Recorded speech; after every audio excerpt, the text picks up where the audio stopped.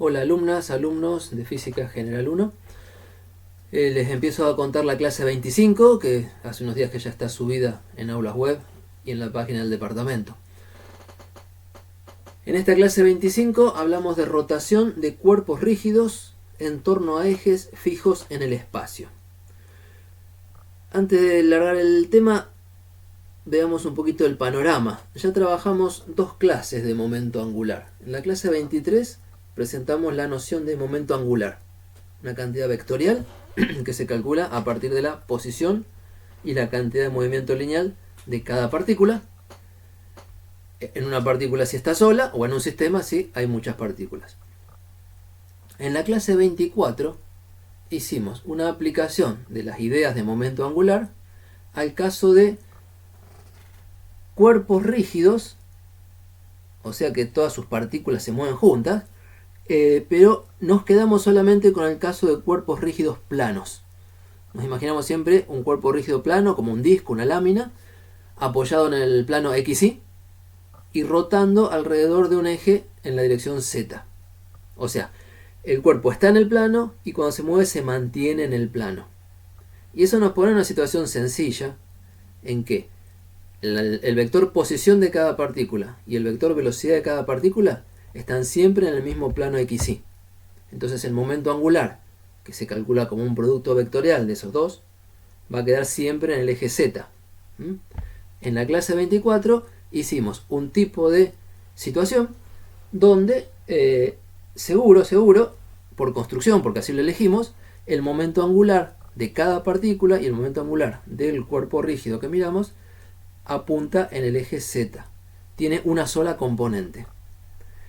Para caracterizarlo basta decir si esa componente es positiva o negativa, que es como decir si apunta hacia afuera o hacia adentro de la hoja. Pero nos quedamos con el caso particular de momento angular en una sola dirección, prefijada ya por construcción. Y ahora vamos a pasar al caso en que las partículas no están solamente acostadas en un plano, sino que están en el espacio. Pero seguimos con el caso de rotación en torno a ejes fijos. O sea, el cuerpo en cuestión no se mueve como quiere, sino que está limitado, restringido, vinculado a dar vueltas alrededor de un eje fijo. ¿Cómo están estos temas organizados en distintos libros? Y lo quiero mencionar porque es un poco distinto a como lo hacemos acá en todas las comisiones de Física 1. Por ejemplo, en el Serway hay un capítulo para rotación del cuerpo rígido alrededor de un eje fijo. Y en realidad acá trabaja tanto cuerpos planos como cuerpos con forma cilíndrica o esférica. Y sin embargo no hablaron nunca de momento angular. Y en el capítulo 11 recién hablan de momento angular o cantidad de momento angular. Lo que hicimos nosotros fue presentar el momento angular en general y la aplicación separando distintos casos. ¿Ok? Ustedes por supuesto tienen los libros para trabajar. Les digo esto para que sepan dónde están parados. Y así como este libro tiene dos capítulos distintos, algunos cursos tienen dos prácticas distintas para esto. Nosotros tenemos solamente la práctica 10 con todo junto, porque entendemos que lo primero es entender qué significa el momento angular como vector, cómo se construye, para dónde apunta, y después estudiar la rotación pensando en momento angular. ¿Ok? Lo que vamos a hacer en esta clase ahora es describir rotaciones pensando en el momento angular de las partículas que se están moviendo. El libro de Tipler, por ejemplo, también tiene un capítulo 9 que habla de rotación. Varias cosas de las que están en nuestra práctica 10 se hacen, o quizá la mayoría se hacen con lo que está acá. Y después tiene un capítulo 10 donde recién habla de momento angular, con ese título que es sugerente: naturaleza vectorial de la rotación. O sea, uno puede pensar en la rotación como algo que da vuelta alrededor de un eje, pero después puede incorporar o pensar que ahí hay vectores que tienen importante significado físico. Y esos vectores son el momento angular y el momento o torque de una fuerza. Insisto, ustedes ya tienen contado, ya les hemos contado primero la naturaleza vectorial de la rotación y ahora sacamos otras cuestiones que en los libros estaban antes como aplicación de la teoría general. Bien, dicho esto, vamos a nuestra clase entonces. ¿Qué hay de nuevo en esta clase? Les decía, cuerpos con forma y volumen en el espacio, montados a un eje fijo.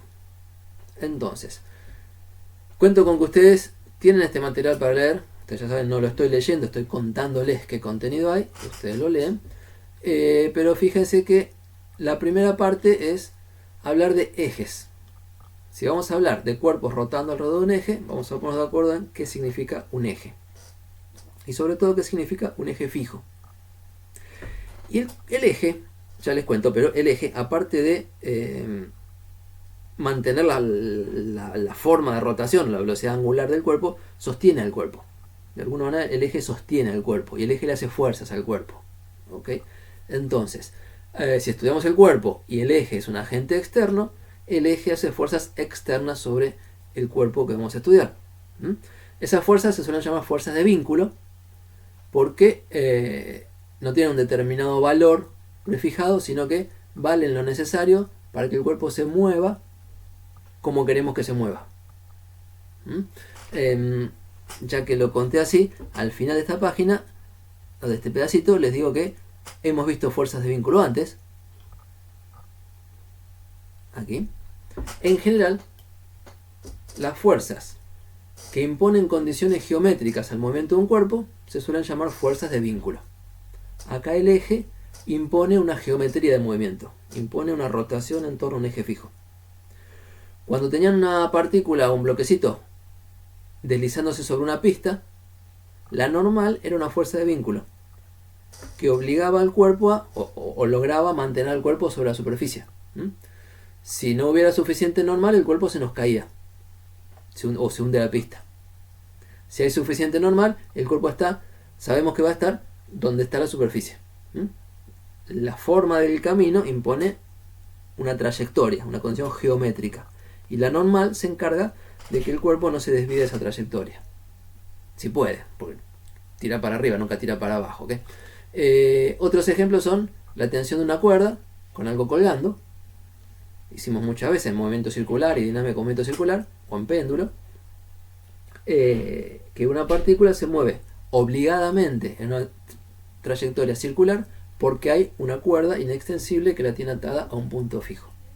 Y la tensión de esa cuerda es la necesaria y suficiente y justa para proveer la aceleración, para proveer, junto con las demás fuerzas del problema, la aceleración centrípeta del movimiento circular. Mismo la fuerza de roce estática, si teníamos un bloquecito en reposo en un plano inclinado, deben recordar que la fuerza de roce estática, yo la conté como que se acomoda, toma un valor tal que se aguanta a las demás. Se aguanta a las demás para mantener el cuerpo quieto como lo estamos viendo.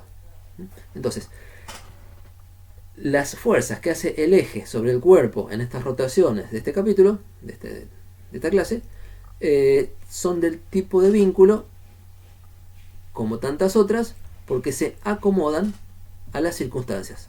Toman el valor necesario para mantener la circunstancia observada.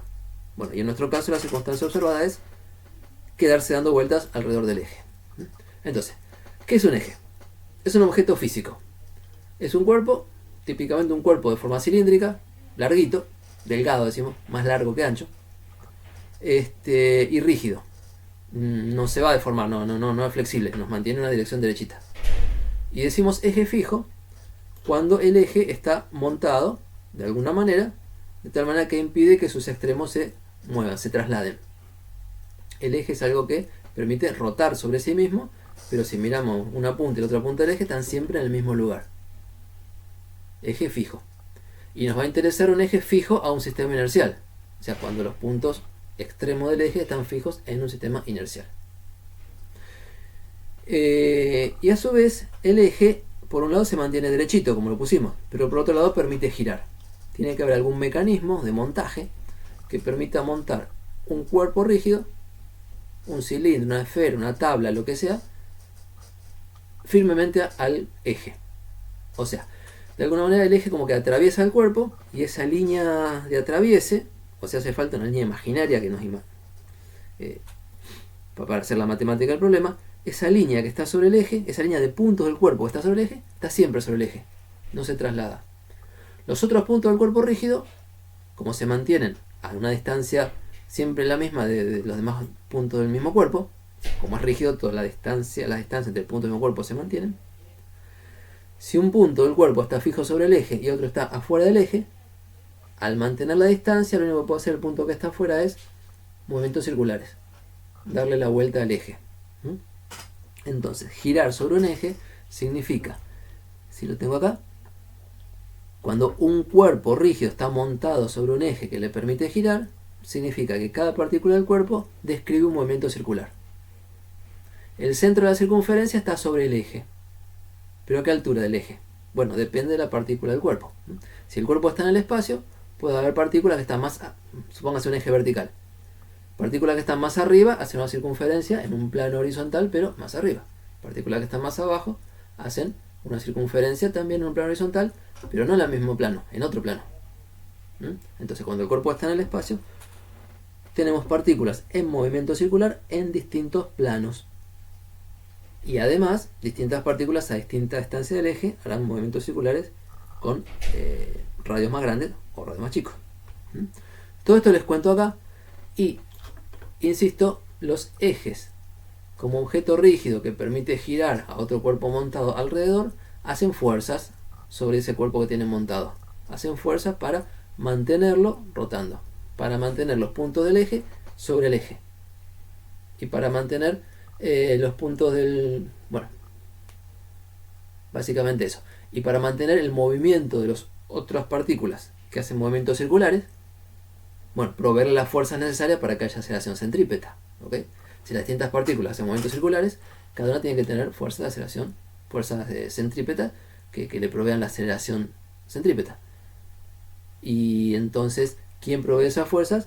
Habrá que discutirlo en cada caso, pero el eje es un actor fundamental haciendo fuerzas sobre el cuerpo rígido que lo mantienen con el eje en su lugar y dando vuelta. Como ejemplo, dibujito, vamos a estudiar con cuidado, pero ya presento el dibujo. Vamos a ver una mancuerna.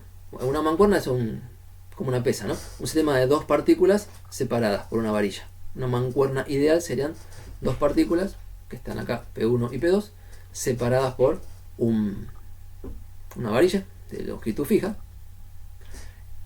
sin masa, inextensible, rígida, de tal manera que la posición de las partículas forma un cuerpo rígido. La vamos a montar sobre un eje, agarrándola acá en el centro de masa, y poniendo esto con un ángulo de inclinación respecto del eje.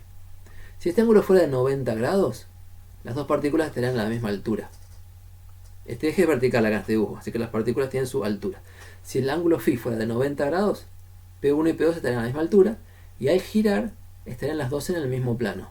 O sea, como en la clase anterior, clase 24. Pero si la estudiamos con una partícula más arriba que otra, ya giran en distintos planos. ¿Ok?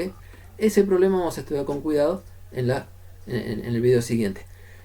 Les sugiero, les pido que lo miren, que piensen cómo es, que lean antes de ver el próximo. Así ya estamos conversando de lo que ustedes están pensando.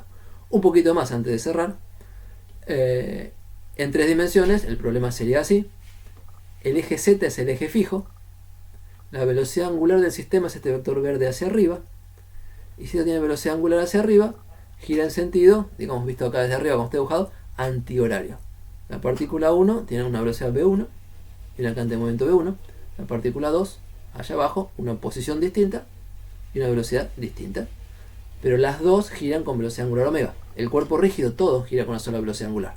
Entonces las partículas giran con la misma velocidad angular. Las preguntas van a ser: ¿qué tipo de movimiento realiza cada partícula? ¿Cuál es el momento angular de cada partícula respecto del origen de coordenadas? Si cada partícula tiene posición y velocidad, o posición y cantidad de movimiento, R por P va a dar el L, la cantidad de momento angular de cada partícula. Fíjense para dónde apunta. Y si es constante. Eso nos interesa para entender el momento angular de este sistema. Tanto para la partícula 1 como para la 2, como para el sistema de dos partículas. Y antes de dejarlos, tienen subido en la web y en la página de física este archivo de GeoGebra que dice que lo que estamos estudiando es la rotación de esta mancuerna, dos puntitos negros unidos por una varilla, alrededor del eje Z con velocidad angular constante. ¿Ok? Sobre eso, insisto, las preguntas son: ¿cuál es el movimiento de cada partícula? ¿Cómo se describe bien? ¿Cuál es el momento angular de cada partícula? Eso conversamos en el próximo tramo.